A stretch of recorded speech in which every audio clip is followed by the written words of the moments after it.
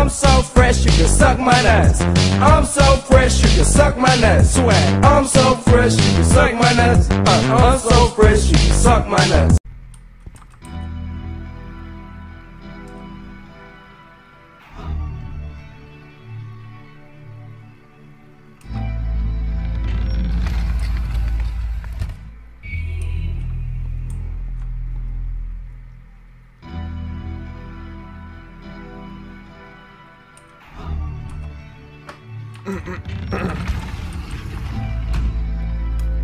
You can't talk yourself out of loneliness. It doesn't work that way.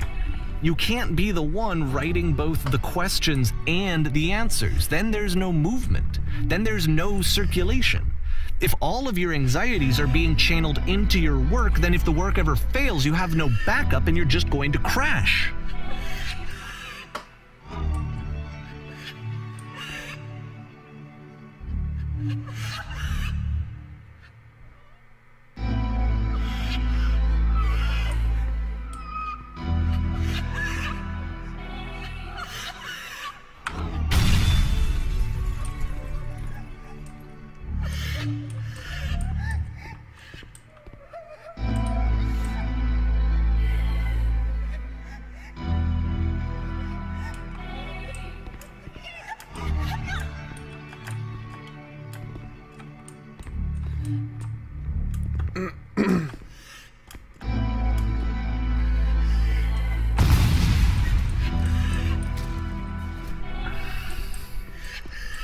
Seeing this game at the time that he made it, it looked really unhealthy to me.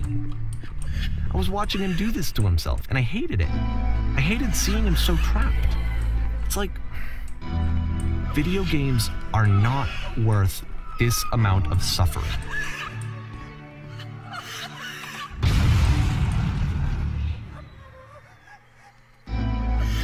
This is someone I really cared about. And I used to get so much joy out of seeing him create. For him to suddenly become angry and frustrated like this, it was the worst thing for me.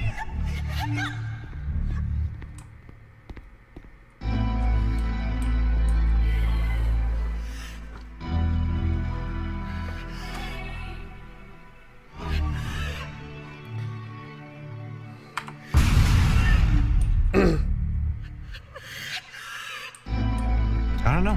This is what I felt at the time. I don't know how else to explain it. I wanted it to stop more than anything. It never felt so rotten. I needed more than I had ever needed anything for this to stop. But it didn't stop. After finishing this one, Coda takes another 7 months and comes up with a new game.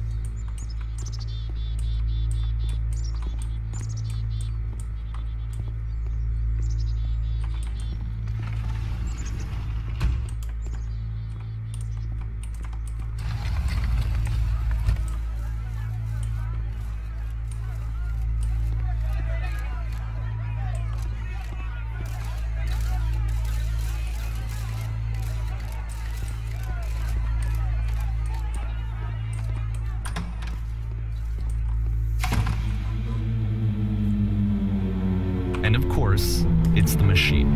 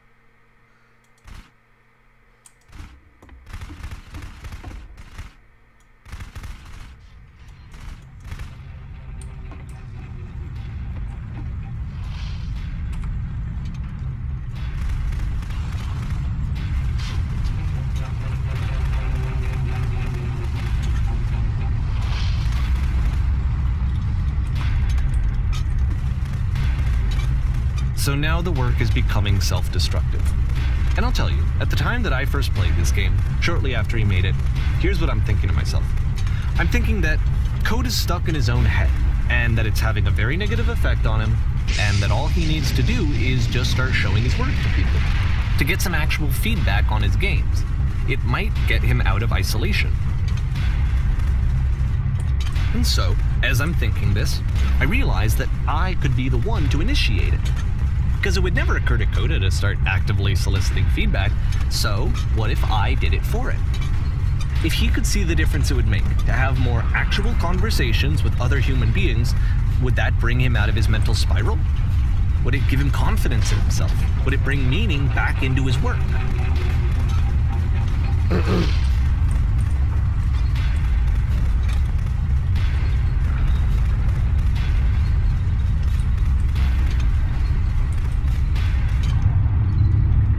So I started showing Coda's work to people. I took this one, and the islands which you just played, the theater, the notes, the house cleaning game, and some of the prison escape games. I brought them to people that I knew and trusted. I asked their opinions. And the great part is that they really loved his games. You know, the point of it all was just to give him some external reference point, but they genuinely loved his work. There was nothing for him to be afraid of.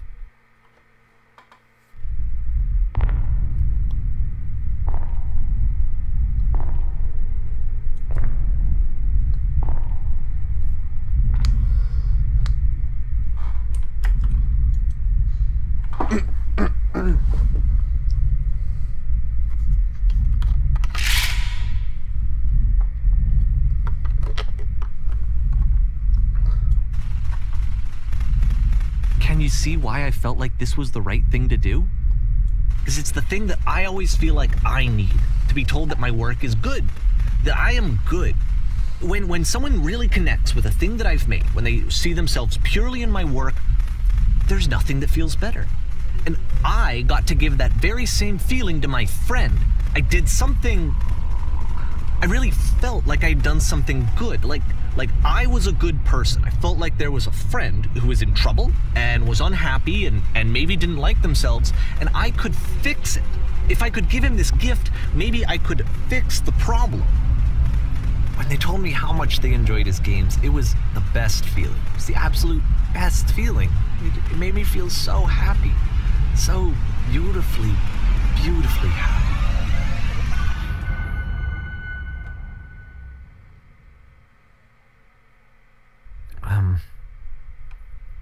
So anyway, Coda finishes this game, and then really he just kind of takes off for a while.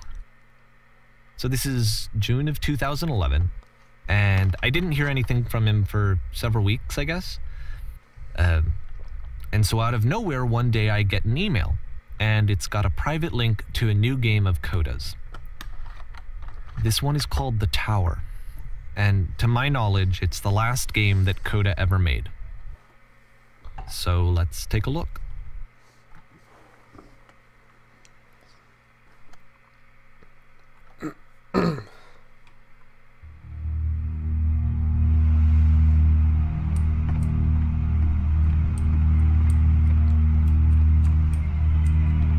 And this is where I have trouble saying anything meaningful about Coda's work.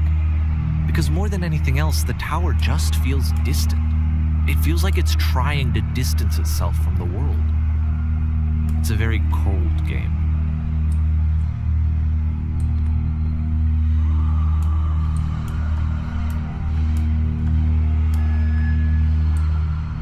This room actually has a maze in it. Except that all the walls of the maze are invisible. And then every time you touch one of the walls, there's this awful flashing and noise, so the experience is really miserable. The game goes beyond not being meant to be played, it actually seems to despise the player for trying to play it at all. But I do want to show you the rest of the levels, so when you're ready to continue, press enter and I'll put a bridge over the maze.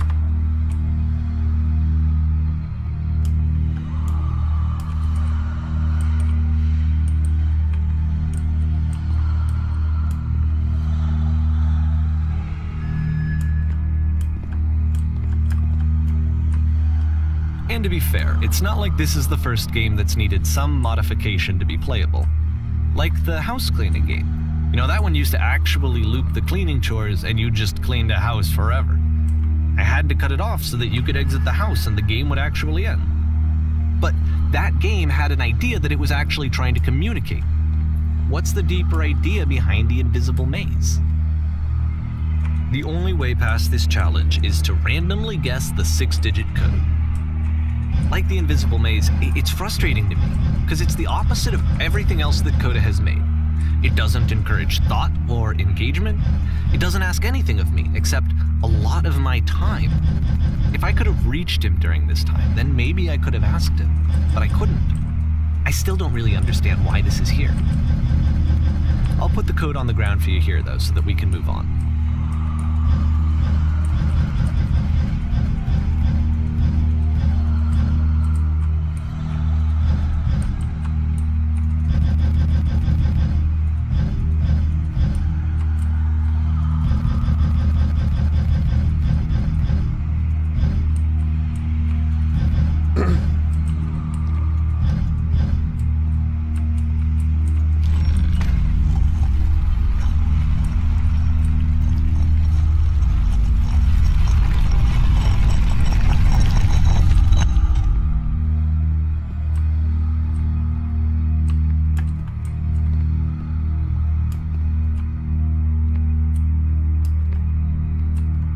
The switch to open this door is actually on the other side of the door, meaning that it's literally impossible to solve from this side.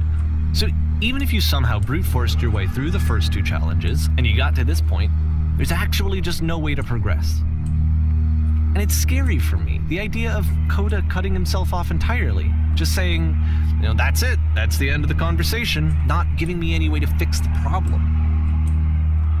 I feel like a failure, I guess, when I can't fix the problem. But I can open this door for you, so let me do that. Was I a failure for not understanding this game? I mean, I don't know why I would be. It's not like everything needs to have a solution, but I feel it somehow. I feel like I failed, and I don't understand why. I remember, it's June of 2011. I'm playing this for the very first time. And as I'm playing, I'm thinking to myself, I don't know this person. I have no idea who this person is. It wasn't the guy I knew, it wasn't my friend. I had come to so many conclusions from looking at all of his work up to this point, and then suddenly none of them... I had been trying to, though. That was the thing.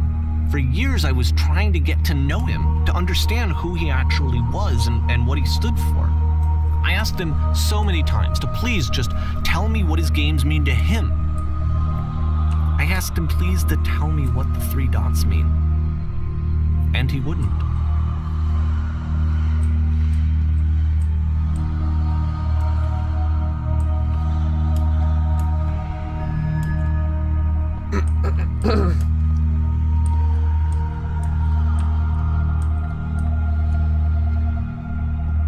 I just felt so strongly that if I could have connected with him, that if I could have somehow made his work my own, that I would finally be once and for all happy. It was that I needed to see myself in someone else. I needed to be someone other than me. But he stopped and left, and it felt somehow like I had failed.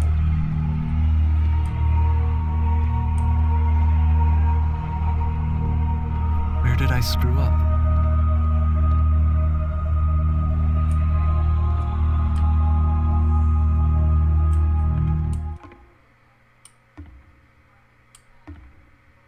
I'm the reason that you stopped making games, aren't I? It's because of what I did. I poisoned it for you.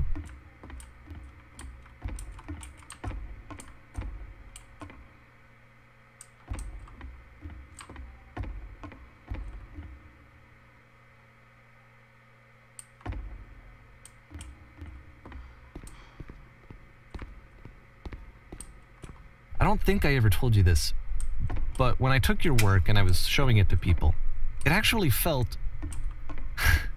it felt as though I were responsible for something important and valuable. And the people who played them, they treated me like I was important. They really listened and cared about what I had to say. Even though I was showing your work, I felt good about myself. Finally, for a moment, while I had that, I liked myself.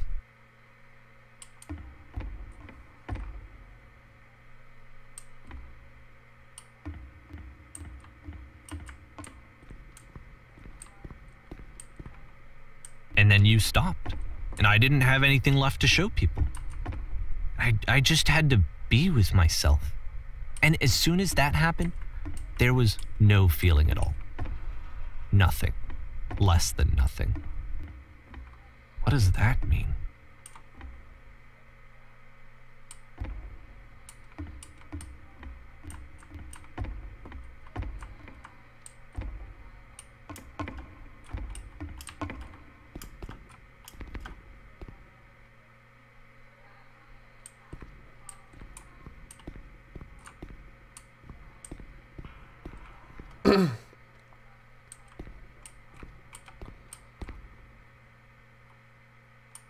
I'm afraid that I did something really stupid because I don't like myself.